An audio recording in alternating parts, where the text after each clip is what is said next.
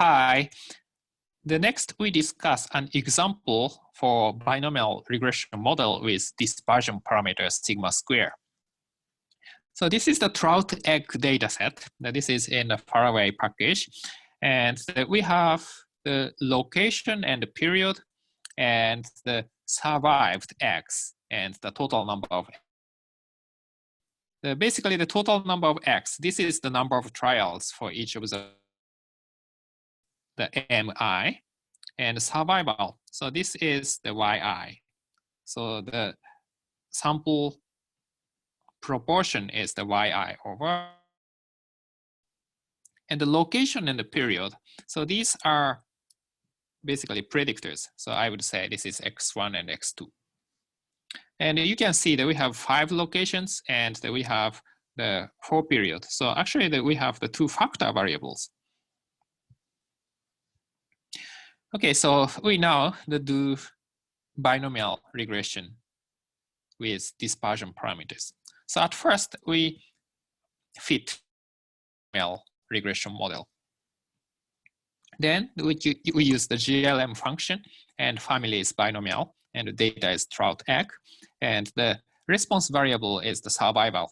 So the format is the Y and the MI minus Y, maybe YI. So then tilde, and we have the predictors, location and period.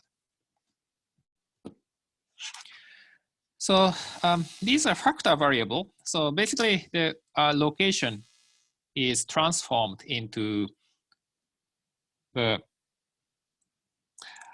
4 indicator variables. So we have the 5 locations. So location 1 is the baseline and the indicator variable for location 2, location 3, and location 4, and location 5 is needed. So the design matrix is, okay, so first 4 observations are location 1, and the second 4 observations are location 2. So this is the indicator variable for location 2. And we set the same thing for the 3rd location and up to 5th location. So we prepare this design matrix. So we have basically 4 variables here, indicator variables here. And the period, we have the 4 possible values. I think the period 4 and 7 and 8 and 11. So period 4 is the baseline. So we have the 3 variables. So basically we have the 7 variables here, x1 to x7 plus intercept. And remember that we have the 20 observations, so n is equal to 20. So the null deviance, null deviance test whether the y is equal to constant is correct or not. And the degrees of freedom is 19 because we have 1 parameter, the only constant. So, and the total number of observations is 20. So 20 minus 1 is 19.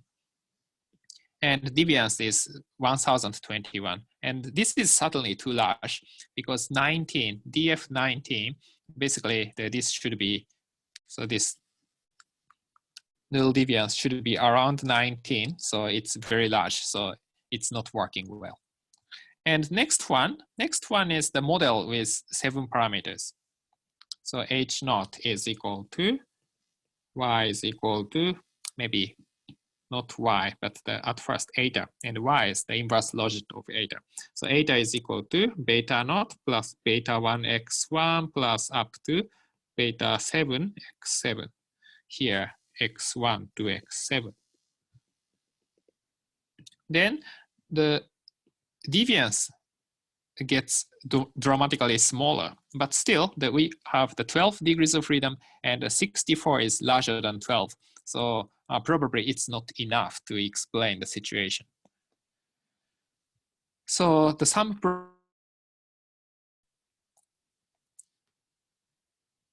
and here is the diagnostic plot. So this is a, so yeah, so residual in the transformed scale. So not the probability scale, but the scale of eta. So if we transform the y into the continuous scale by the y over 1 minus y logarithm, then we think about the fitted value of eta, then we calculate the residual.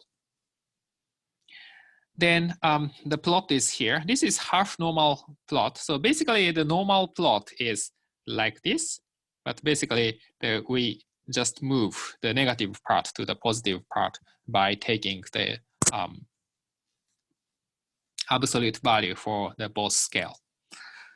So you can see maybe the one observation, maybe two observations, maybe one observation is a little extreme, but not much violation to the assumption. Okay, so 20, the observation 20 is a little bit large, but still, so the residual, size of residual is 5, so it's comparable to around 3 or 4, so it's pretty normal. And this is not the linear model, so not exactly that this plot follows the straight line pattern. So just this graph is to see how many outliers are there, and not much outliers. If 20 is around here, then maybe I would say that it's an outlier, but it's not much violation here. And also that we compare the predictor, location, and the period. So this is called interaction plot. So 2 factors, and this is the actual observations. So y hat, y over 1 minus y, the logarithm, basically. So this is basically response variable, and this is predictor variable, maybe x1 and x2. And okay, so we just independently think about x1 and x2. So if these have, okay, so these lines have different patterns, then probably the model is not enough, we can say, right? Because the location has just the fixed effect. So the location change should, this curve, just by constant. So if the 5 graphs have similar shapes, then we can say that the location and the period have not complicated relationship beyond linearity. So in this case, so all graphs are just slight slope. All graphs have a slight slope, but we don't have much difference. Especially the 4 graphs are similar, and this one it's lower, so that's some parallel shift, but not much different from others. So in this case, it doesn't violate the model assumption itself, but still the deviance, the residual deviance, probably reject the null hypothesis in the test in section 3.3. So we have to think about the dispersion case in this one. And oh yeah, and before that, I have to mention one thing. So if we transform the observed number by, sorry, this is the m minus y. So sometimes this variable is problematic because y is sometimes 0 and y is sometimes m. So possible value of y is equal to 0 to m. But if we have 0 or m, then it's problematic because this becomes infinity or 0. So we have used actually the log of y plus 1/2 over m minus y plus 1/2. So we have some adjustment term so that this does not diverge.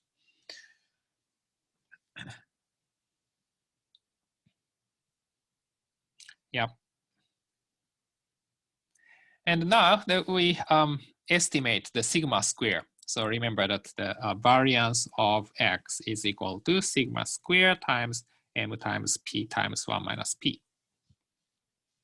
Then sigma square is calculated by, estimated by the chi-square value divided by n minus q minus 1.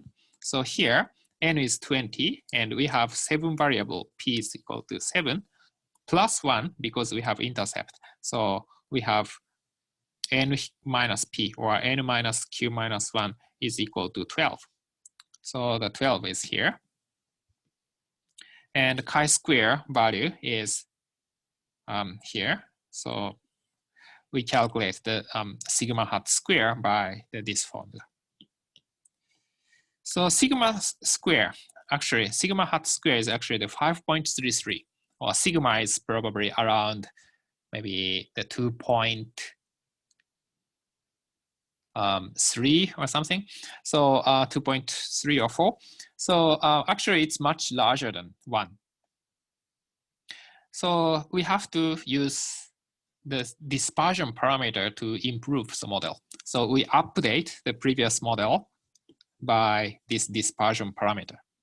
Then actually the estimated parameters remain the same. So it's the same as usual, the GLM.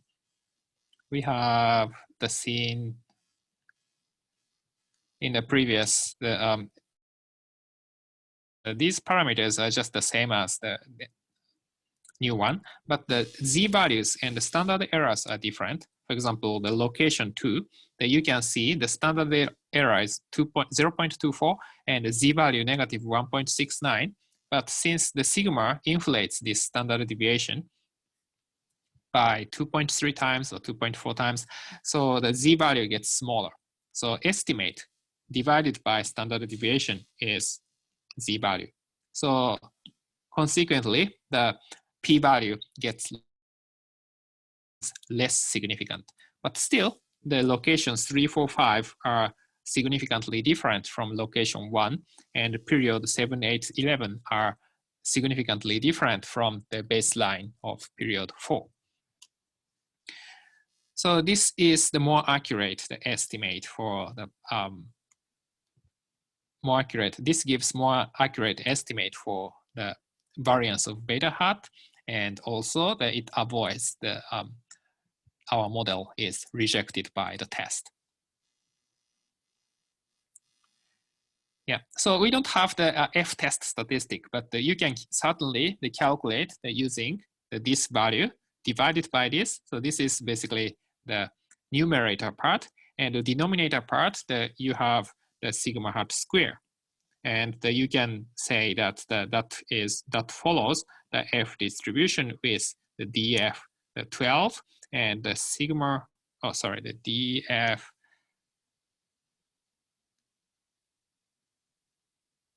Sorry, we have to compare the two models. So we have to have the two deviances to compare. But certainly, if we are given the deviance for two models and the parameters, that you can certainly test the null hypothesis. You take the difference between these two, and degrees of freedom is difference, so 7, and we divide by sigma hat square, and the denominator degrees of freedom is the n minus q, so n minus q minus 1, so that is 12. Then we can use the F-test.